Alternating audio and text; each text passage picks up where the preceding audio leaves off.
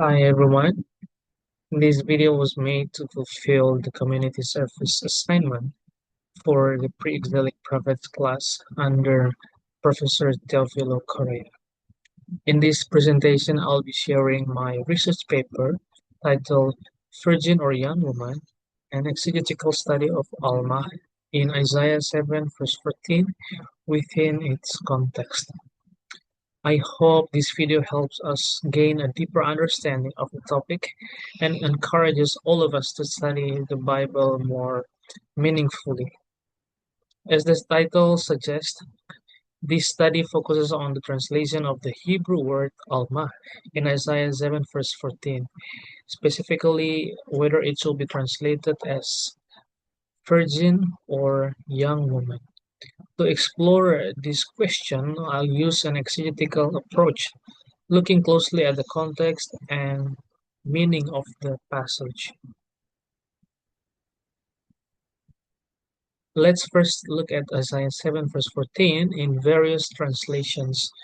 These are the Bible versions that translate Alma as the virgin. We have NKJV, ERV, NIV, ESV, and NASB. There are a lot of Bible translation that I don't include in this slide, but this is the majority translation for using the virgin for the word Alma. And on the contrast, we have also Bible translation versions that use the term young woman. For example, we have GPS, CEB, GNT, NET, and NRSV. These Bible versions use the term young woman instead of virgin. You might wonder what is the significance of difference between virgin and young woman. After all, isn't young woman sometimes also understood as a virgin? The issue is that if we translate Alma as virgin and then read it within its immediate context, it would suggest the birth of a divine human being figure other than Jesus Christ. This interpretation raises a theological problem since the prophecy in Isaiah 7 verse 14 ultimately points to the unique fulfillment in Christ. As I did my secondary literature review, I conclude there are three main interpretations of translating the word Alma in Isaiah 7 verse 14. The first one, Alma is translated as virgin, which sees the prophecy as being fulfilled in Jesus Christ. Second interpretation is the word Alma is translated as young woman, which means the prophecy was fully fulfilled in the time of King Ahaz. The third main interpretation is that the word Alma is translated as young woman with a dual or ultimate fulfillment, first in the time of Ahaz and finally in Jesus Christ as the ultimate realization of the prophecy. Now let's see what Alma actually means in Isaiah 7 verse 14 based on the context. Isaiah 7 verse 14 is in the context of the king named Ahaz, or usually called the King Ahaz of Judah. This passage is also being recorded in other two books, which are Second Kings chapter 16 and Second Chronicles chapter 28, where we can see the context in Isaiah 7. I will conclude this as this. During the reign of King Ahaz of Judah, the nation faced one of its darkest crises. According to Second Kings 6 and also Second Chronicles 28, Ahaz turned away from God, imitating the idolatrous practices of surrounding nations. He even offered sacrifices to foreign gods and built an Assyrian-style altar in the temple at Jerusalem, revealing his dependence on human power rather than divine help. Politically, Judah was caught between powerful enemies. The king of Aram and Israel had joined forces to attack Assyria, and they invite Ahaz to unite with them, but he refused the offered invitation to be united to go against Assyria. Therefore, kings of Aram and Israel they joined forces to attack Judah, as described in Isaiah 7 verse 1 to 2. And instead of trusting God's promise of protection, Ahaz sought safety and alliance with Assyria. So Ahaz was looking for help in the kingdom of Assyria, the Pharaoh empire that would later oppress his kingdom. Spiritually and morally, the nation was in decline. Fear and unbelief had replaced faith. It was into this atmosphere of crisis that God sent the prophet Isaiah with a message of hope, which is found in Isaiah 7, verse 14, with which we can see that despite human failure, God Himself would give a sign, the birth of a child called Emmanuel, meaning God with us. This sign assured Judah that God's presence remained constant even when their king and people had lost their trust in Him. Isaiah 7 verse 14 is in the second pericope of Isaiah, beginning with verses 10 to 17. Now let's take a look at the second pericope, which is um, Isaiah 7 verse 14 uh, in the second pericope. Let's read it. Isaiah 7 verse 10 to 17 in New King James Version. Moreover, the Lord spoke again to Ahaz, saying, Ask a sign for yourself from the Lord your God, and ask it either in depth or in the height above. But Ahaz said, I will not ask, nor will I test the Lord. Then he said, Hear now, O house of David, is it a small thing for you to weary man, but will you weary my God also? Therefore the Lord himself will give you a sign.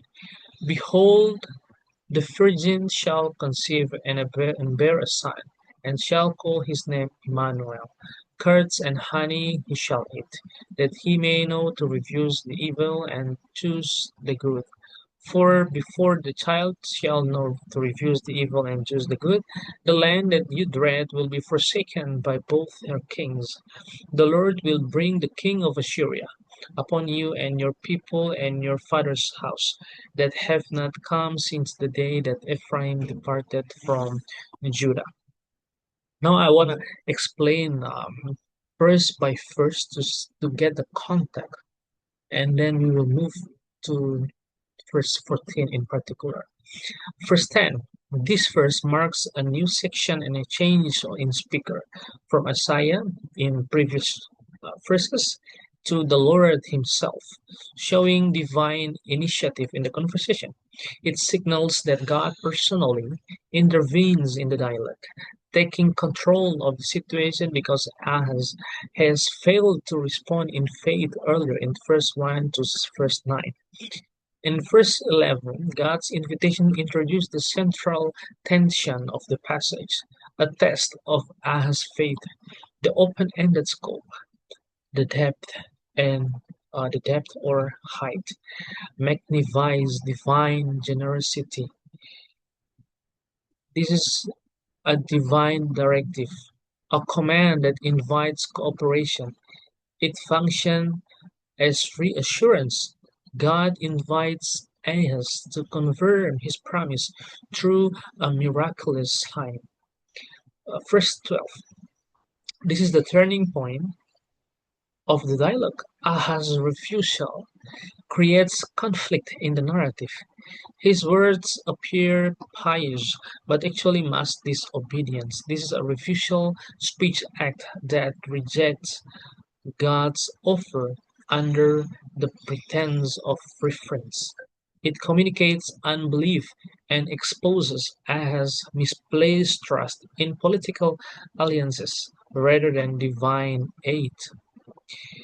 In verse 13, Isaiah broadens the focus from Ahaz as individual to the entire house of David, showing that the king's unbelief affects the whole dynasty. This is a rebuke, a prophetic confrontation, exposing the king's hypocrisy. It functions as both lament and accusation, highlighting how unbelief offends both humans and God. Verse 14. This is the climax. This is the climax of the passage. The divine oracle that reveals the sign. It contrasts Ahaz's refusal with God's determination to act unilaterally. This is a declarative act. God announces what he will do regardless of human response. It conveys assurance and judgment in one statement. God is present, Emmanuel, despite human failure. We will see more on verse 14. In the first 15, the first adds a symbolic detail about the child's upbringing, linking his development to the state of the land, simple food in a time of devastation. This is a descriptive prophecy expressing both nurture and moral growth. It reassures the audience that the child will mature under divine guidance, despite the hardships around him. In verse 16, this provides the time marker for the prophecy's fulfillment. The downfall, it ties the sign, it ties the downfall of Judah's enemies, Aram and Israel. It ties the sign to historical reality. This is a predictive act, a prophecy of imminent political change. It functions as reassurance to Judah. The threat will disappear within a short period, symbolized by the child's early years. Verse 17, the last verse of the second pericope. The section concludes with a shift from comfort to warning. The same Assyria has trusted will become the instrument of divine judgment. This is a pronouncement of judgment. It warns that rejecting God's protection invites disaster. It completes the pattern of the pericope. Grace offered, grace refused, and judgment declared. Now let's take a look at verse 14 in particular. So Isaiah 7 verse 14 consists of four clauses, as we can see here in the Hebrew text and the translation of New King James Version. And our main clause is the second clause in the text, Hine ha'alma hara, where the New King James Version translated it as, Behold, the virgin shall conceive. Now we will see more on the word the virgin, or it could be translated as well in the word the young woman, or in the Hebrew word is ha-alma. Alma means a young woman of marriageable age. That's the lexical meaning of alma. It's derived from the word elem, which means youth or young man. The word Alma appears 9 times in the Old Testament, in Genesis 24, verse 43, Exodus 2, verse 8, First Chronicles 15, verse 20, Psalms 46, Psalms 68, verse 25, Proverbs 30, verse 19, Songs of Solomon's verse 1, verse 3, chapter 6, verse 8, and Isaiah 7, verse 14. And in none of these passages intenses does it unambiguously mean virgin. It all use young woman or maiden, although virginity may be contextually implied in the word the young woman or maiden, but it does not translate it as virgin in all appearances in the Old Testament. The more precise Hebrew term for virgin is Bethulah, where it appears 5 times in the book of Isaiah. Isaiah 23 verse 4, Isaiah 12 verse no, Isaiah 23 verse 4 and 12, Isaiah 37 verse 22, Isaiah 47 verse 1, and Isaiah 62 verse 5. The prophet's choice, Isaiah's choice of the word Alma over Bethulah suggests an emphasis not on virginity per se, but on youth, womanhood, and the readiness for childbearing within a covenantal context.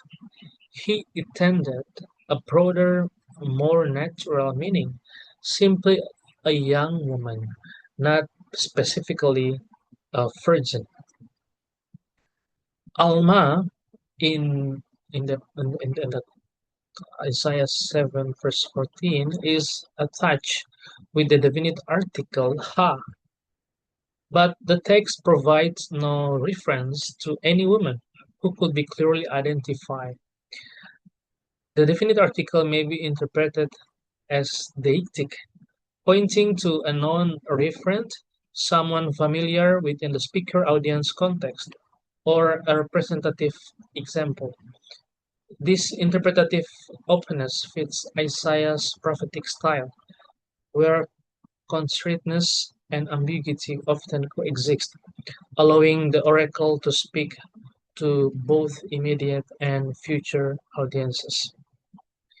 And the last analysis that we can see from the word Alma in critical apparatus. Alma is translated in Septuagint as Parthenos, which means virgin. And this word, Parthenos, is usually used for translating the word Bethulah, means virgin. Because of the translation from the Septuagint, the modern translation rendered the translation for the word Alma, and coming from the word Parthenos, means virgin in the literal or lexical meaning of the word Parthenos. But as I mentioned before, it will cause ethological problems when we argue that the word virgin is only fulfilled in Jesus Christ without see the fulfillment within the immediate context based on the context in Isaiah chapter 7. Therefore, my translation for the first Isaiah 7 verse 14 is therefore the Lord himself will give you a sign. Behold, the young woman shall conceive and bear a son, and shall call his name Emmanuel. I prefer the word young woman over the virgin because the lexical meaning within the Old Testament, how we see the usage of the word Alma in the Old Testament, does not refer to the word virgin at all, but it does not exclude the virginity situation in the context of the usage of the word. Second reason, the context within the Isaiah 7 shows how the author's choice of Alma over Bethulah emphasized the divine timing, not merely about the fraternity, and also how the usage of definite article, but there is no reference or description about the woman, shows the dual fulfillment in the time of Ahaz and ultimately in the time of Jesus, who is Jesus himself. At the end of my presentation, I want to say that theologically, the use of the word Alma in Isaiah 7 verse 14 reveals that God's presence and faithfulness are not limited to the miraculous, but also work through ordinary human circumstances. The young woman becomes a sign that God enters real human history to bring hope in times of fear in the immediate context of Isaiah. Ultimately, this promise reaches its fullness in Jesus Christ, the true Emmanuel, God with us, who embodies God's enduring presence among his people. I hope this presentation will bring us closer to God, who is always present with us. Despite our challenges, our difficulties, He is there. He is offering the sign for us to be always present in our circumstances. May God bless each one of us.